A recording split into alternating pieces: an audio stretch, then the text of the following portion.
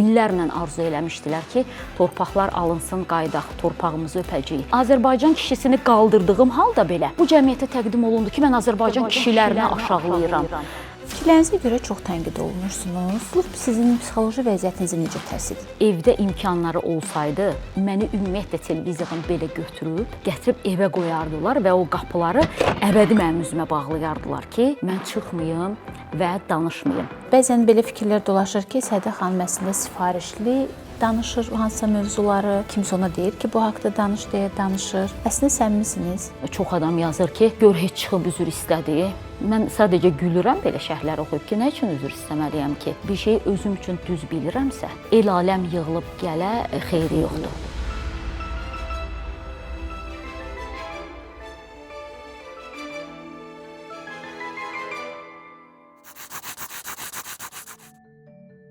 Salam hörmətli Biznes TV izləyicilər. Daha Aydının növbəti buraxılışı ilə yenə evlərinizin qonağıyıq.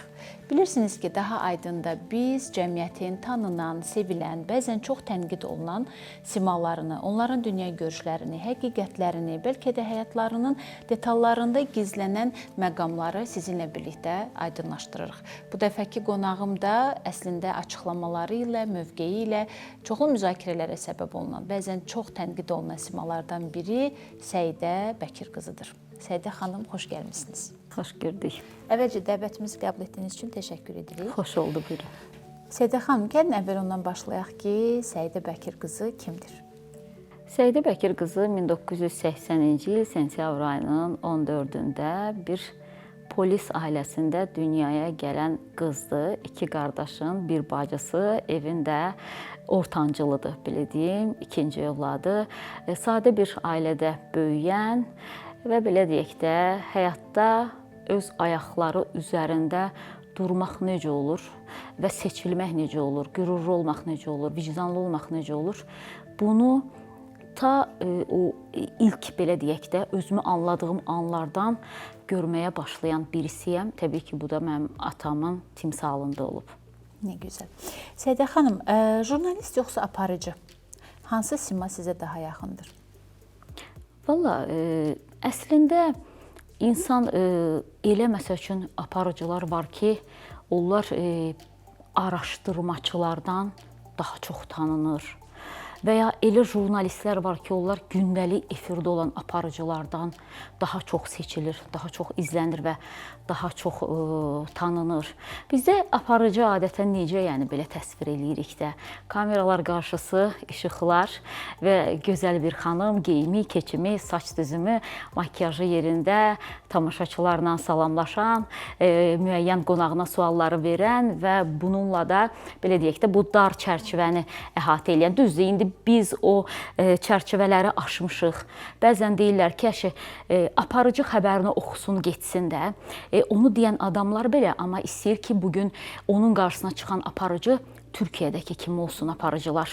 Məsəl üçün, siz baxırsınız da, onların müxbirləri, hadisə yerindən xəbər verənləri tam bir başqadır. Bizdə də var peşəkar müxbirlər, təbii ki, bunu da deyim yeri gəlmişkən, amma orada 90% elədirsə, bizdə hələ onun 30%-dir.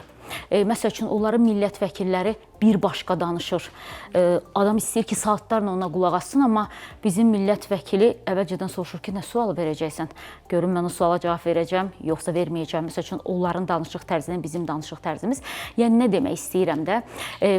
Bəzən insan özünü elə tanıdar ki, tamaşaçı üçün fərqi olmaz ki, o aparıcı kimi çıxdı onun qarşısına, jurnalist kimi çıxdı, müxbir kimi çıxdı. Ona görə harada kim özünü xoşbəxt hiss edirsə, məncə elə orada qalsın. Adım fərqi yoxdur. Yetər ki, sənin bir imzan olsun, sənin deyəcəyin söz olsun və səni izləyən, sənə hörmət eləyən auditoriyan olsun. Fikirlərinizə görə çox tənqid olunursunuz, çox müzakirələrə səbəb olursunuz. Əslində, bu sizin psixoloji vəziyyətinizi necə təsir edir? Ümumiyyətcə, bunu necə qəbul edir, necə qarşılayırsınız bu prosesləri? Mən bir şey demək istəyirəmsə, bir şey özüm üçün düz bilirəmsə, o deyir, el aləm yığılıb gələ xeyri yoxdur. Mən bilirsiniz ki, keçmiş məcburi köçkünlərlə bağlı danışığım aylarla müzakirə olundu. Əslində, mən onların öz dediyi sözü sadəcə olaraq xatırlatmışdım. Torpağımıza sahib çıxaq demişdim, amma xətirlərinə dəymişdi.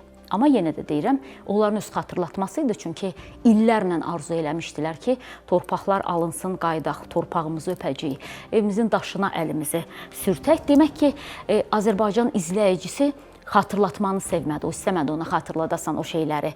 Bəlkə də oturuşmuşdular, bəlkə də düzən qurmuşdular, bunu da başa düşürəm. Amma ki, mən onlardan eşitdiyimi onlara sadəcə xatırlatdım. Heç düşünməzdim ki, bu qədər böyük bir ajiotaj olacaq, burada nə bilim, belə iki hissəyə ayrılacaq izləyicilər, məni dəstəkləyənlər və mənim əleyhimə çıxanlar və onun ardından da yenə də ən sonda çıxışım bu, bilirsiniz ki, uşaq pulu ilə bağlı olan məsələ idi. Mən bunun da əslində təpkisinə çox üzüldüm. Niyə? Çünki tamaşaçı mənim nə dediyimi bir kənara qoydu, amma əslində mənə inanan tamaşaçının o qədər bəsit yanaşma ilə keçəcəyini düşünmürdüm. Mənim dediyimi bir kənara qoydu. Kim onu necə montaj elədi və ya xəbər başlığı kimi çıxartdısa, ona fokuslandı. Və mən indi düşünürəm ki, demək ki, məni dərhal o top atəşinə tutan məcazi mənada olan tamaşaçı təmənnalı izləyirmiş məni. O, məni öz maraqlarına görə izləyirmiş. Ola bilsin ki, onun bir marağı uşaq puluydu. Amma mən Azərbaycan kişisini qaldırdığım halda belə bu cəmiyyətə təqdim olundu ki, mən Azərbaycan kişilərini aşağılayıram. Deyirəm, Allahım, Azərbaycan kişisinə uşaq pulu yaraşmır. Valla mən yaraşdırmıram Azərbaycan kişisinə dediyimdə, mən o kişi sözünün nə qədər uca olduğunu göstərirdim. Bu qadın mövzusudur deyirdim. Biz gəlin, iş yerlərinin açılmasını istəyək. Bölgələrdə iş yerləri olsun, paytaxta gəlməyək, gəlib 800 manat maaşımızın 500 manatını kirayə evlərə verməyək dediyim anda belə mən linç olundumsa, mən bir şey başa düşdüm ki, tamaşaçı gerçəyi eşitmək istəmir. O deyir ki, qoy mənim nə xülyalarım var. Mən düşünürəm ki, məsələn deyək də, 5 il sonra mənim uşağımın hər birinə 30 manatdan uşaq pulu veriləcək. Qoy mən onun arzusu ilə yaşayım. Arzumu əlimdən alma. Amma mən həyata real baxdığıma görə, mən deyirəm, biz 30 manat üçün yox, biz 1300 manat üçün çalışaq. Gündəlik iş yerimiz olsun. Bilirsiniz necə? Bu, mən bəzən deyirəm, biz uşaq pulu ilə böyüməmişik. Adətən verirlər ki, mənim köhnə çıxışlarımda deyirəm ki, bizim vaxtımızda uşaq pulu verilirdi. Bəli, bizim vaxtımızda uşaq pulu verilirdi. O demək deyil, biz uşaq pulu ilə böyümüşük. Çünki biz uşaq pulu ala-ala günlərlə bizim evdə çörək almağa pulumuz olmurdu. Birinci Qarabağ savaşında mənim 12 yaşım var idi. Ondan sonraki illərdə bilirsiniz ki, Azərbaycanda çox ağır bir dönəmlər getdi. Azərbaycan yeni müstəqil oldu, çox çətin idi hər şey. Biz uşaq pulu alırdıq da, amma biz ac qalırdıq. Yəni, məsələnin kökü bundadır ki, sən uşaq pulu alırsan və o pul sənin uşaqlarının bütün qayğılarını əhatə eləməyəcək. Buna görə insan özünü aldatmalı deyil. Amma mən bir daha gələm üzərinə bir şey başa düşdüm ki, bizim tamaşaçı hələ düz sözü eşitməyə hazır deyil. O deyir, məni Allah deyib yoxdur. Amma mənim maraqlarımdan çıxış elə. Bugün mən deyirəm, Azərbaycan kişisi də uşaq pulu istəyər. Mən bunu atamdan görməmişəm. Ona görə deyirəm ki, bizim axı ac qaldığımız vaxtlar olub. Amma ki, bilmirəm də o dönəmlərdə nə qədər uşaq pulu verirdilər. Amma uşaq pulu nəyə yetirdi? Bir dənə corab almağa, bir dənə də ki, məsəl üçün köynək almağa. Bugün ehtiyac o deyil. Bugün ehtiyac çox-çox fərqlidir. Və o bizim yaramızın məlhəmi deyil dediyimdə də müxtəlif istiqamətlərə yenə də deyirəm. Mən hər kəs artıq öz həqiqəti ilə buraxmışam. Çünki mənim də dəyişməz öz həqiqətim var ona görə. Əslində Sədə xanım, mən sizə elə bir neçə sual verəcəkdim ki, siz bu cavabınızla sualları cavablandırdınız. Amma sualımın əsl məğzini almadım sizdən. Bu sizə psixoloji olaraq necə təsir edir? Yəni bunu necə atlatırsınız? Yəni bir qadın olaraq mənim üçün də əslində bu bir maraqlıdır. Yəni nə təsir edir? Oxumursunuzmu, yoxsa öz həqiqətinizə inandığınız üçün düşünürsünüz ki, kim nə deyirsə desin, mənim həqiqətim dəyişməzdi. Bayaq da belə bir fikir səsləndirdiniz. Mənim həqiqətim dəyişməzdi özümə görə. Məsəl üçün sosial şəbəkələrdə gördüm, çox adam yazır ki, gör heç çıxıb üzr istədi. Mən sadəcə gülürəm belə şərhlər oxuyub ki, nə üçün üzr istəməliyəm ki? Üzrü ona görə istəməliyəm ki, mən Azərbaycan kişisini daha mı ucada görmək istəyirəmsə, bu yenə də deyirəm, mənim üçün üzr deyil, mənim özümə bu bir alqışımdır ki, mən Azərbaycan kişisini 20-30 manata möhtac görmək istəmirəm.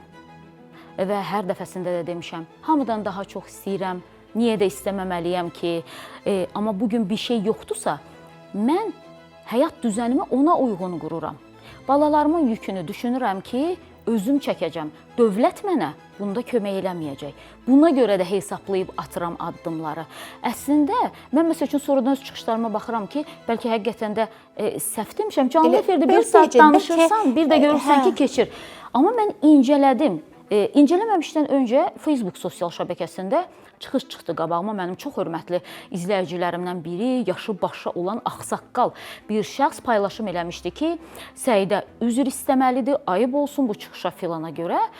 Belə baxdım ki, yəni mənim dəyərli izləyicim nə başlıqdır ki, girdim videoya baxdım. Görürəm videoda mən deyirəm ki, Azərbaycan kişisi də uşaq pulu istəyər. Valla mən yaraşdırmıram Azərbaycan kişisinə. Bəziləri fahişə qadından beşbetər olub, üzr istəyirəm ifadəmə görə. Bir anlıq duruxdum ki, bu sözü mən bu cümlələr bu ardıcıllıqla demişəm. Həqiqətən özüm də inandım dediyimə. Dedim canlı efir demişəm. Bunu əməkdaşlar da tutmadı. Çünki sonradan bilirsiniz ki, o shorts videolar kəsirik, biz paylaşırıq əsas hissələri. Deyirəm ki, yox, bir də baxıram anlamaq üçün. Gördüm ki, montaj olunub bu, belə deyək də, bir kadr atdı. Ondan sonra gəldim uşaqlara dedim ki, videonu açın. Videonu açdılar və diqqət edim. Amma bir də həyəcanım var ki, bu cümlənin arxasından bunu demişəmsə, məni söyən düz eləyir, söyür. Amma bilirəm ki, deməmişəm. Bir də baxdım ki, deyirəm ki, Azərbaycan kişisi, kişi də uşaq pulu istəyər. Mən kişiyə yaraşdırmam. Mən bunu atamdan da görməmişəm, qardaşımdan da görməmişəm deyirəm və deyirəm ki, qoyun bunu qadın istəsin, ana istəsin. Axı o uşağın əziyyətini çəkir, uşağı dünyaya gətirir. Bilirsiniz ki, uşaq dünyaya gətirmək ölüm qalım mücadiləsidir. Ana olanlar bunu bilir. Desin ki, dövlət, mən sənə oğul böyütdüm, əsgər verirəm. Mənim övladımın haqqını ver. Kişilər gəlin, İş yerləri istəyin siz, bölgələrdə iş yerləri açılsın. Bunun ardından danışıram, fikrim bitir və ondan sonra da gedirəm ki, bəziləri var, qadınların şəkillərini qoyurlar, üstünə biədəb sözləri yazırlar. Öz evində anasına hörmət eləyən birisi bilməlidir ki, o şəklin qoyduğu qadın da kiminsə anasıdır. İstəyir düz danışdı, istəyir səhv danışdı. Mən çox təəssüf eləyirəm ki, bugün o Azərbaycan kişisi modelini də bəziləri o qədər cılızlaşdırıb. Biz bunu qaldırmaq istədikcə, bunu buradan dartırlar söyüşləri ilə, təhqirləri ilə. Bir daha da gəlirəm, bu Azərbaycan kişisi deyil. Bu təsadüf nəticəsində, nə bilim, ola bilsin ki, 2-3 saniyəlik bir ehtirasın qurbanı olanlar paylaşımların altına tamam başqa bir xəbər oxuyuram. İranda baş verən hadisəni görürəm, uşaq pulu ilə bağlı məni söyür. Baxıram ki, ağsaqqaldır, deyirəm, bu bəlkə də anlayar. Mən çox az halda kiminsə şəxsisinə girib nəyisə yazaram, çox nadir hallarda. Sadəcə bu toplum şəklində oldu deyə məni anlamayanlar. Məcbur oldum ki, bəzi ağıllılarına bunun açıqlamasını verim və o videonun tam versiyasını göstərim. Məsəl üçün, girdim, istədim yazım, gördüm ki, gül göndərib mənə, ürək göndərib mənə və yazır. Azərbaycanın mərd xanımı Asena, səninlə fəxr eləyirəm. Növbəti bir mesajında yazır ki, səni bacım qədər istəyirəm, qeyrətli Azərbaycan qızı. Mənim şəxsimdə bunu yazır, istəsəz telefonumda da göstərə bilərəm. Amma ümumi paylaşımın altında ay əxlaqsız, bezdirdin bizi. Yazan kişi sizcə, yəni kim olaraq ortalıqdadır? Şəxsimdə bu sözləri yazırsan və bu bir nəfər deyil, 2 nəfər deyil, 3 nəfər deyil, 5 nəfər. Mən artıq belə dedim də, o şoka düşürdüm, dedim, yox Səidə, artıq təəccüblənməyəcəksən, çünki sən çox belə şeylər gördün, gəldin. Səidə xanım, siz neçə ildir ki, televiziyadasınız? Artıq 26-cı ilə keçib. Biz sizi daha çox bu son dönəmlər sosial media vasitəsilə daha çox tanımağa başladıq və sizin son ayrıldığınız iş yerinizdən də biraz səs-küylü oldu bu məsələ. Space-də və son iş yerinizdən. Necə ənənəvi televiziyalarda çalışmırsınız? Artıq uyğun hesab etmirsiniz, yoxsa? Əslində mənim başladığım ilk iş ənənəvi televiziya olmuşdu. Elə 21 il mən ənənəvi televiziyada çalışmışam və ondan sonraki 4 ili, 5 ili belə YouTube üzərində fəaliyyət göstərmişəm. Ənənəvi televiziyaya niyə qayıtmaq istəmirəm? Çünki Space bunu bütün çılpaqlığı ilə ortaya qoydu. 3 ay ərzində o qədər xəbərdarlıqlar və mən ki, cəmiyyət üçün çalışırdım. İcra başçısının şəklini qoyuram, tənqid eləyirəm, nazirin şəklini qoyuram, tənqid eləyirəm, nə bilim, generaldır, şəklini qoyub tənqid eləyirəm. Və Dedilər ki, ən yaxşısı efiri bağlamaqdır. Çünki deyirsən ki, bu şeylər olmaz. Amma mən deyirəm ki, baxın, bugün şikayət, misal üçün çəkirəm də, Qubanın icra başçısından gəlibsə, axı mən atamın şəklini ora qoya bilmərəm, bir Qubanın icra hakimiyyətini göstərməliyəm. Nə bilim, misal üçün deyim də, Lənkəranı göstərməliyəm, misal olaraq çəkirəm. Amma deyirlər ki, şəkil göstərmədən danış. Dedim, yox, televiziya göstərmək üçündür. Televiziya, radio deyil, mən nə zaman radioda çalışaramsa, onda sadəcə adı deyərəm, keçərəm. Və nəticə itibarilə nə oldu? Mən cəmiyyət uğrunda çalışdım, veriliş bağlandı və bir aya yaxın mən evdə qaldım və bugün məni o atəşə tutanlar, linç eləyənlər ki, sən niyə deyirsən ki, kişi uşaq pulu istəməz? Onların biri bir dəfə yazıb demək ki, Səidə xanım, siz özləri sosial şəbəkədə yazırlar ki, Səidə xanım düz dediyinə görə veriliş bağlandı. Çünki ağıllı izləyici də bunu dərk eləyir. Amma bir dəfə yazmadı. Bugün məni təhqir eləyənlər o deyirdilər, zamanında çox hörmət eləyirdi, amma kaş ki bunu deməzdiniz deyənlər bir dəfə demədi ki, Səidə xanım, sizin verilişiniz bizim səsimiz olduğunuz üçün bağlandı. Bəlkə sizin övladınızın çörəyə ehtiyacı var idi. Səidə xanım, bəzən sizi səmimi olmamaqda günahlandırırlar. Bəzən belə fikirlər dolaşır ki, Səidə xanım əslində sifarişli danışır hansısa mövzuları, kimsə ona deyir ki, bu haqda danış deyə danışır. Əslində səmimisiniz? Mən birincisi təşəkkür edirəm bu suallara görə. Mən səmimiyyətimi, məsəl üçün, peşəkar aparıcı qonağı gələndə hiss eləyirdi, o nə qədər səmimidir. Siz də bunu tam səmimi deyin. Məni süni yoxsa səmimi qəbul edirsiniz? Mən hal-hazırda sizi səmimi qəbul edirəm. Yəni elə hiss edirəm ki, siz həqiqətən də danışdıqlarınızı səmimi danışırsınız. Baxın, sifarişli danışıq ola bilərmi ki, məsəl üçün, mütəmadi olaraq ancaq tənqid olsun? Məsəl üçün, dövlət tərəfindən bu sifariş verilə bilər. Tutaq ki, deyim də, bir icra başçısını və yaxud da ki, icra başçılarını, yenə də deyirəm, nazirləri, bələdiyyə sədrlərini, nə bilim, tutaq ki, Əmək və Əhalinin Sosial Nazirliyində hansısa yüksək rütbəli məmuru və ya deputatı tənqid et sifarişini kim verə bilər? Mən çox az aparıcılardanam ki, nə sifarişlə danışıram, nə pulla danışıram, nə göstərişlə danışıram. Mənə əksinə danışma deyiblər, danışmışam da, bayaq da dedim, Space-də verilişim məhz ona görə bağlandı ki, mən danışdım. Mənə deyilənlərə rəğmən, mən yenə də danışdım. Demirəm, qəhrəmanam, heç kimdən qorxmadım, danışdım, yox. Yenə də deyirəm, mənim övladlarım çörəksiz qaldı da, amma çox təəssüf ki, izləyici bugün də onu anlamadı ki, tənqid etdiyimiz aparıcı bizə görə işini itirmişdi. Dayana bilərdim də, düzdür, 1500 manat maaşımı alırdım, gündə də 2 saat veriliş aparırdım. Sponsorlar da gəldikcə faizini alacaqdım. Deyərdim ki, nəyimə lazımdır, xalqın dərdi mənə qalıb, xalqın problemi mənə qalıb. Mən ümumiyyətlə nə boyda figuram ki, bunları işıqlandırım. Düzdür, çox şükür ki, işıqlandırdığım 100 problemin 85-i öz həllini tapırdı və çox sürətli şəkildə öz həllini tapırdı. Yəni ona görə deyirəm ki, mən məsəl üçün ağlayanda da təbii oluram. Məsəl üçün bəziləri deyir ki, ona bax məcburi ağlayır, amma insanın gözünə sadəcə diqqətlə baxmaq kifayət eləyir ki, biləsən o sünidir. O deyirik, gözlər qəlbin aynasıdır. Gözlərə baxanda ümumiyyətlə insanı oxuya bilərsən də. Bəzən insanların tənqid eləməyə fikirləri olmur deyə, səni məsəl üçün oradan vurmağa çalışırlar. Sünidir, yenə ağladı. Məsəl üçün, bu son vaxtlar mənimlə bağlı çox xəbər olur deyə, sosial şəbəkələr bir tərəfə qalsın, özünə hörmət edən saytlar xəbər verir məndən. Şəhidlər üçün danışıb ağladığım yerdə şəklimi götürüb verirlər. Bir neçəsinə yığmışam. Deyirəm ki, məndən müsahibə götürürsən, tutaq ki, uşaq pulu ilə bağlı. Mənim şəhidlər üçün ağladığım şəkili hansı maraqla qoyursan, ümumiyyətlə marağın nədir? Yeganə ağladığım məqamdır ki, həmişə o mənə ucalıq gətirib, çünki mən şəhidlər üçün göz yaşı axıtmışam. Yəni mən belə deyək də o məcbur eləyib özümü ağla-ağla Səidə deməmişəm. Əksinə məcbur eləmişəm ki, ağlama, efirdə nə qədər ağlama olar. Ümumiyyətlə aparıcı bilirsiniz ki, normalda efirdə ağlamalı deyil, amma yenə də deyirəm, biz o stereotiplərin hamısını qırmışıq, keçmişik. Ona görə bu gün kim necədirsə, o qarşısındakını da elə görür də. Süni adam mənə də süni kimi baxacaq.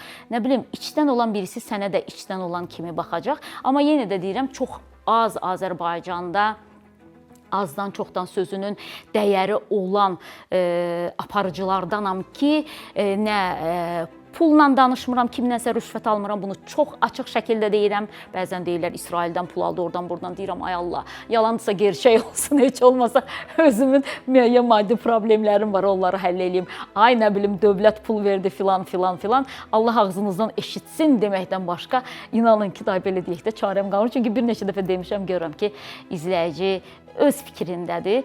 Heç nə, mən sadəcə gülüb keçərəm da bunun ardından nə deyim ki? Səidə xanım, siz həm də məclislərdə aparıcılıq edirsiniz. Bu məclislərdə aparıcılıq, yəni bu sahəyə başlamaq əslində televiziya ilə dolanmaq olmur izahıdır, yoxsa bu prosesin başqa bir hekayəsi var?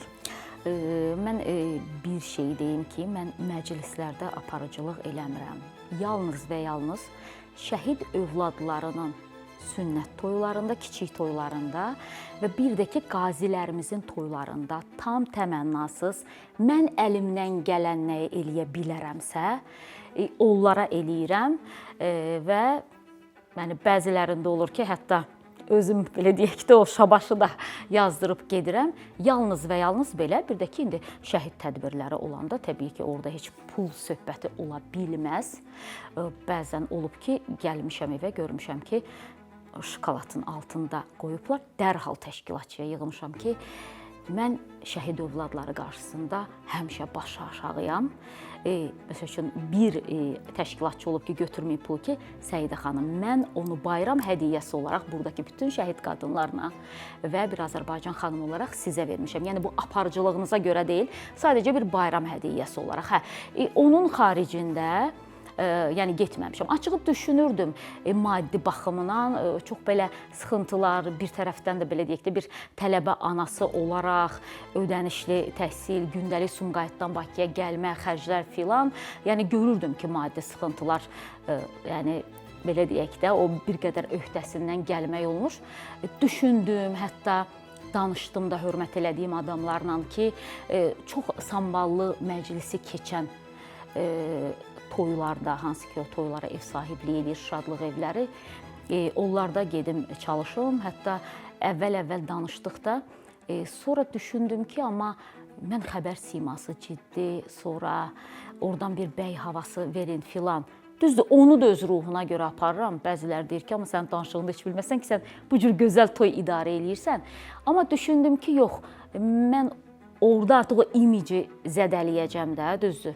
Mən toya aparan aparıcılarımızın hər birinə çox böyük hörmətim var və inanın ki, maddi ehtiyacı olmasa, heç bir aparıcı özünü yorub, efirdən sonra gedib orada etməz.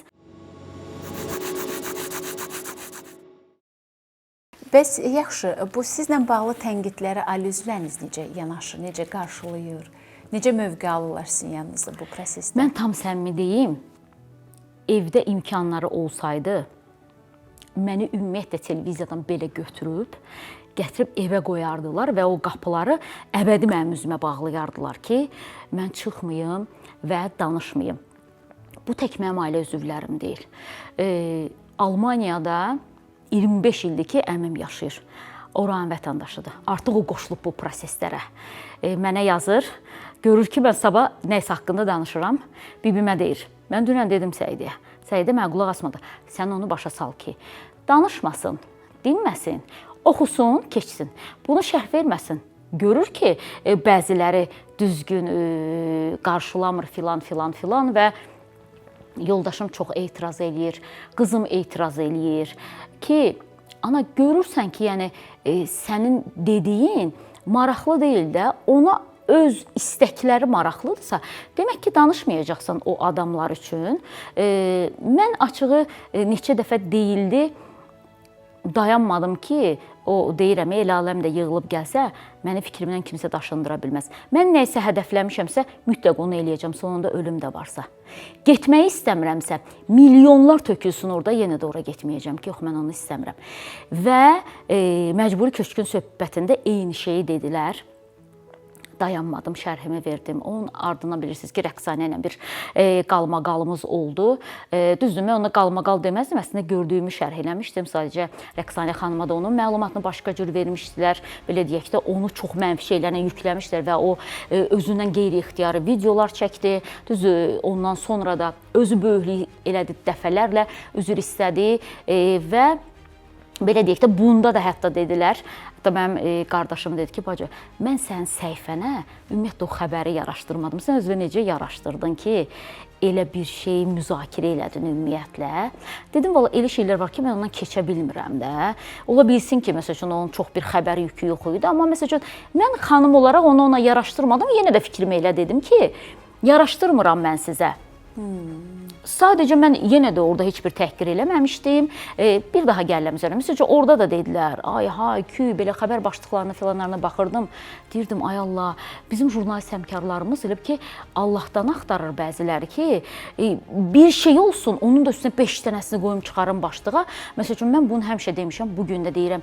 Mən heç vaxt kiminsə gözündə yaxşı görünüm deyə, hamı o xəbəri verdi, mən də verim deyə, öz jurnalist həmkarımı ən pis məqamda başqaları kimi yanaşıb onu manşet eləmərəm heç vaxtı. Güclü duruşunuz, dəyişilməz mövqeyinizlə tanıyırıq biz sizi. Bəs yaxşı, tək qalanda, özünüzlə baş-başa qalanda ən böyük qorxunuz, zəifiniz nədir? Belə xüsusi deyim, qorxularım var, yalan demiş olaram. Bir, məncə, övladın ən çox qorxusu valideyninin bir gün yanında olmamasıdır. Biz adətən o acını yaşamayanda deyirik ki, anam olmasa ölərəm. Atam olmasa ölərəm, onlar olmasa mən yaşaya bilmərəm. Zamanında o qorxum var idi, amma atam dünyasını dəyişəndə mən başa düşdüm ki, hətta canın qədər sevdiyin birisi üçün də ölmürsən. Atan olmur, sən yaşayırsan. Bizdə çox tez-tez deyilən bir söz var, deyir Allah heç bir anaya övlad dağı göstərməsin. Həmişə onu arzulamışam ki, Allah heç bir valideynə göstərməsin. Və o çox ağır bir yükdür və həyatda ən böyük qorxum odur ki, sabah elə bir şey olar ki, övladlarımla bağlı onların qarşısında aciz duruma düşərəm. İstəmirəm, yəni onların qarşısında rəzil duruma düşüm və yaxud da ki, onlara istədikləri şeyləri verə bilməyim. Bəzən görürsünüz ki, evdə nənəmiz, bəzən qaynanama, mən də elə onların dili ilə nənə deyirəm, nənəmiz deyir ki, bugün var, hamısını bugün yox. Saxla, sabada elə. Sən israfçısan, sən pul yığan deyilsən, sən qənaətçil deyilsən. Deyirəm, bəlkə o sabah istəyəndə mən olmaram. Ya da sabah o istəyəndə, amma Allah onu sağlığı verməz ki, onu qəbul eləsin. Səidə xanım, çıxışlarınızda çox tez-tez siz ədalətdən, haqdan, doğru mövqeydən danışırsınız və öz doğrularınıza ciddi inanırsınız. Buna bir daha sizinlə söhbətdə də əmin olduq. Bəs yaxşı olmuş ki, həyatda kiməsə görə, hansı məqama görə, hansı həqiqəti gizlətməli olmusunuz? Bu sizə çətin olsa da bunu eləmisiniz. Deyir, bəzi yalanlar var ki, o çox böyük bir fəlakətin qarşısını ala bilir. Hə, ola bilər belə şeylər etmişəm. Yəni, deyim ki, yox, etməmişəm, heç vaxt yalan danışmamışam, yox. Bəzən çox dəhşətli bir şeyin qarşısını mənim dediyim yalan alıb və o anda onu demək lazım olub və mən düşünürəm ki, elə bir insan yoxdur ki, ümumiyyətlə o həyatında yalan danışmasın. O şirin yalanlar deyək də, belə bir şey, hə, yəni məqama uyğun olaraq görürsünüz ki, hə, bəzən olur. Olur. Peşmançılıqla aranız necədir? Olubmu ki, məsəl üçün bu qədər proseslər, tənqidlər fonunda ürəyinizdən keçib ki, kaş ki bunu belə deməzdim? Əslində deyim ki, son hadisədə o kaşkini yaşadım. Bundan öncə heç yaşamamışdım. Hamı məndən üzr videosu gözləyəndə mən video çəkdim ki, mən özümdən üzr istəyirəm ki, belə insanlar üçün mücadilə aparmışam. Məsələn, o da bir başqa. O da bir başqa kəşkidə. Yox, o da bir başqa partlayış oldu ki, biz deyirik bizdən üzr istə. Deyir ki, özümdən üzr istəyirəm. Amma bu son uşaq pulu məsələsində artıq bayaq əslində onu deyəcəydim, unutdum. Artıq öz qarşıma böyük bir səhv çəkdim. Bugün mən öz doğrularımla qalım. Çünki başqasının inanmaq istədiyi yalanı ona deməyəcəm deyə mütəmadi linç olunacam və o doğru qapımı özüm üçün bağladım. Özüm bilirəm bu doğrudur. Amma onu deməyəcəm qarşımdakına. Və mən düşünürəm ki, bəlkə də indi bu sözüm gülməli gələr kiməsə, amma mən düşünürəm ki, böyük əksəriyyət izləyici doğru danışan, hansı ki, barmaqla sayılacaqdı bugün Azərbaycan mediasında doğru danışmaq və yaxud da ki, bu qədər önə getməyi hələ adam bacarmır. Çox az adamlar var və mən düşünürəm ki, izləyici o doğrulardan birini itirdi. Öz yanlışına görə, öz səhvinə görə və mən artıq dedim ki, hə, burada dayanacaqsan. Onu əslində bayaq deyirdim ki, mənə evdə nə qədər dedilər, dayan. Mən dedim ki, mənim işim danışmaqdır. Mən nəyi düz bilirəmsə, o mövqedən çıxış edirəm. Kimsə bəyənmirsə, təbii ki, mənə tənqid eləyə bilər. Təhqir heç kimin ixtiyarı yoxdur. Heç kimə də icazəni vermirəm, baxmayaraq ki, indi onlar icazə istəmirlər. Çünki onlar ümumiyyətlə anlamırlar ki, birisindən icazə almaq, bir qadına yanaşmaq nədirsə, ona görə heç onu gözləməyimin özü də sadəlövhlükdür. Və ailəmi belə qarşıma alırdım doğrulara görə. İndi başa düşdüm ki, bəli, çox səhv eləmişəm. Gerçəkdən də dəyməzmiş. Mən əgər o mücadiləni aparmasaydım, nə Space-də 2 dəqiqəyə efirim bağlanacaqdı, nə o boyda stres keçirəcəkdim, nə övladımı universitetə nə ilə yola salacağım, maşınımın kredit ödənişi gələcək, nə ilə verəcəm. Səidə xanım, siz tənqidi mövqeyinizlə də seçilirsiniz. Bəs yaxşı, Səidə xanım özünü tənqid edəndə hansı keyfiyyətinə əhsən demir? Valla mən düşünürəm ki, məsəl üçün, hərdən, baxın, indi bu yenə də uşaq pulu məsələsinə gəlim. İlkin Qədirli mənim dediyimin eynisini dedi. Söyüş-söyən kişilərlə bağlı danışmadı təbii ki, amma uşaq pulu ilə bağlı eyni şey dedi. Biz sosial dövlət deyilik, niyə dövlət uşaq pulu verməlidir dedi. Milli Məclisin deputatı, yəni o da fikrini gətirdi ki, iş yerlərinə bizim ehtiyacımız var, bizim əsas məsələmiz ondan ibarətdir. Amma Erkin Qədirli demək olar ki, tənqid olunmadı. Niyə tənqid olunmadı? Çünki Erkin Qədirli o qədər sakit danışdı ki, onu tənqid edən adam da belə ona qulaq asırdı, artıq belə tənqid etməkdən vaz keçirdi də. Elə sualı sizə verəcəm ki, bu emosiyalar... Bax, indi görürsünüz, danışıram eyni emosiya. Yəni bu, efir üçün oynamaq deyil. Mən həyatda ümumiyyətlə belə adamam. Məsəl üçün, mən monoton danışan adamın yanında 5 dəqiqə dayanaram, deyərəm ki, ya Rəbbim, bir dənə fikrini tez qutarsın, buradan çıxım gedim də mən. Çünki mən elə adamlarla yoruluram. Məsəl üçün, mənə tənqid eləyən aparıcılar var. Əvvəl həmkar deyirdim, sonra dedim ki, siz həmkar deyilsiniz, çünki özünüzü həmkar kimi aparmadınız. Məsəl üçün, onların verilişinə demək olar ki, mənimlə bağlı etdikləri veriliş qədər baxış hələ olmayıb. Səidə xanım, biz verilişimizin sürətli suallar mərhələsinə keçirik. İcazənizlə başlayaq. Mediada olduğuma görə peşmanam mı? Yox, peşman deyiləm. İnsanların fikirləri sizin üçün önəmlidir. Müəyyən qismi. Bu qədər müzakirələrdən sonra eyni fikirləri eyni tonda səsləndirərdinizmi? Yox. Təşəkkür edirəm. İmprovizə mərhələmizə keçirik. İndiyənə qədər aldığım ən ağır rəydə deyilirdi ki... O ağır rəyi burada deyə bilmərəm. Sosial mediada gördüyüm ən böyük eybəcərlik odur ki... Əslində biz biraz danışdıq bu haqda. Amma yenə də. Valla mənim üçün eybəcərliyin 2 tərəfi var. Azərbaycan qadının həddindən artıq açıq geyinməsi, sosial şəbəkə üzərində özünü reklam etməsi, bir də ki, Azərbaycan kişilərinin kişiyə xas olmayan paylaşımları və yazıları. Sosial şəbəkənin bəli, ən böyük problemləri deyərdim ki, budur. Həyatın mənə öyrətdiyi ən böyük dərs. Ən böyük dərs odur ki, birinci özünü düşün. Çox sağ olun. səmimi cavablarınız üçün. Əslində bizim verilişimizin sonuncu məqamı ondan ibarətdir ki, biz qonağımıza bir fürsət yaradırıq ki, bəlkə hansısa müsahibədə, hansısa verilişdə sizin səsləndirdiyiniz fikir birmənalı qarşılanmayıb və yaxud səhv anlaşılıb və siz daha aydın verilişi vasitəsilə buna aydınlıq gətirəsiniz. Düzdür, biz elə başlayarkən siz bir çox məsələlərə aydınlıq gətirdiniz, amma yenə də bəlkə bir məqam var ki, elə bizim veriliş vasitəsilə də onu aydınlaşdırmaq istəyərdiniz. Sadəcə mən bu məqamda izləyicidən xahiş eləyərdim.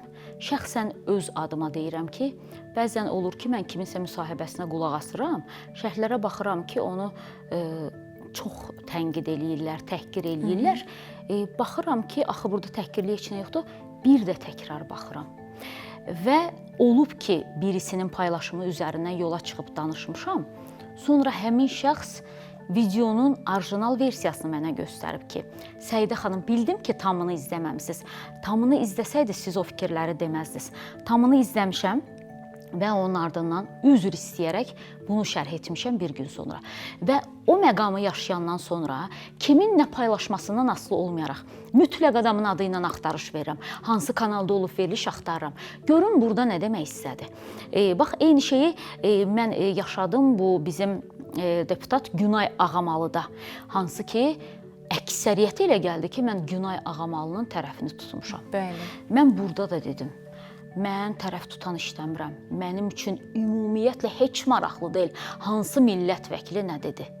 Çünki son hadisələr də göstərdi ki, mənim sözümün təsiri 5 millət vəkilinin sözünün təsirindən daha üstdədir. Çünki nə Günay Ağamalı o qədər tənqid olundu, nə Erkin Qədirli tənqid olundu, nə digər ondan öncə danışan deputat ki, 5000 də uşaq pulu alsaq, 5000-in də 5000 dərdi var filan. Yəni ona görə də mən də ümumiyyətlə deputatları mütəmadi tənqid eləyən adam, Günay Ağamalı ilə bağlı nə salamım var, nə sağ olun var. Yəni belə yenə də deyirəm, mən hətta çox doğma bir adamım da səhv olsa, mən onun səhvini deyə biləcək adamam da. Yəni Günay Ağamalı mənim nəyim olasıdır ki, mən durub onun tərəfini tutum və yaxud da ki, mən belə bir öhdəliyim yoxdur ümumiyyətlə ki, kiməsə görə özümü oda atım məsələsi yox. Mən sadəcə onun danışdığı tam versiyaya qulaq asdım. Əvvəlcə hamının linç elədiyi hissəyə baxdım və o hissənin üzərində danışdım. Günay Ağamalının fikri ilə razı deyiləm. Ondan bir gün əvvəlki verilişimiz belədir, izləyicilər istəsə girib də baxa bilər. Tam razı deyiləm. Çünki tənbəl olan kişi onsuz da tənbəldir. İstəyir uşaq pulu aldı, istəyir uşaq pulu almadı. Burada fikrimi demişəm. Ondan sonra girdim, axtarış verdim 11 dəqiqəliyə. Baxdım ki, nisbətən tənbəllik yarana bilər filan və onun ardından da deyir ki, ola bilsin ki, gələcək perspektivdə dövlət bununla da bağlı qərar verdi ki, uşaq pulu verilər. Yəni adam fikrini sonda gətirir uşaq puluya. Bir daha da deyirəm, mənə heç maraqlı deyil hansı millət vəkili nə deyir, hansı millət vəkilini kim tənqid edir. Mənim vicdan adında, o bəzən deyirlər hansı partiyanın üzvüsən, deyirəm ki, mən vicdan partiyasının üzvüyəm. Onlar deyirlər ki, hansı partiyadır o? Deyirəm ki, bax, burada olan. Mən vicdanımla danışdım ki, bir hissəsində həqiqət var ki, bugün bəzi Azərbaycan kişiləri tənbəldir. Çünki məndən uşaq pulu soruşanların 90% kişilərdir. Hərdən deyirəm ki, o qadınlar qalıb bu kişilər niyə soruşur? Mütəmadi izləyicilərim də görür də, yazırlar özlər ki, yorulmadı, Səidə xanım uşaq pulu verən deyil. Bəzən də deyirəm ki, efirdən çıxın, kartlarınızı atın. 30 liracım kartınızda. Mənə gəlib uşaq pulu, sizə gəlmir. Bəzən də belə zarafat şəklində deyirəm. Yəni, onu demək istəyirəm ki, bir insanın vicdanı varsa, hamı birisini təhqir eləyərsə, tənqid eləyərsə, mən də mütləq onu eləyəcəm deyə bir şey yoxdur. Ona görə də mən izləyicilərdən xahiş eləyirəm ki, tam versiyaya baxın. Anlamayanda da, mən həmişə deyirəm, mənə tapmaq o qədər çətin deyil ki, elə sosial şəbəkədə sual yazsaz, mən sizə anladaram onu. Çünki hər kəsin dediyi sözə görə bir inandırması da olmalıdır da. Həm mən dedim, getdim, sonra sübut eləyə bilmirəmsə ki, mən bunu belə deməmişəmsə, demək ki, susacam, danışmayacam. Mən ona görə deyirəm ki, dediyim sözün ağırlığını da hiss eləyirəm və dediyim hər kəlmənin arxasındayım. Ola bilər canlı efir olar, səhvən nə isə deyərəmsə, üzr istəmək qabiliyyətim də var, heç bundan utanmaram da. Amma səhv etməmişəmsə, 1000 adam desin, üzr istə, heç zaman istəmirəm yəni. Çox sağ olun Səidə xanım. Sizlə həmsöhbət olmaq xoş idi. Hörmətli tamaşaçılar, Daha Aydının növbəti bir buraxılışının sonuna gəldik. Növbəti verilişlərdə görüşmək ümidi ilə salamat qalın.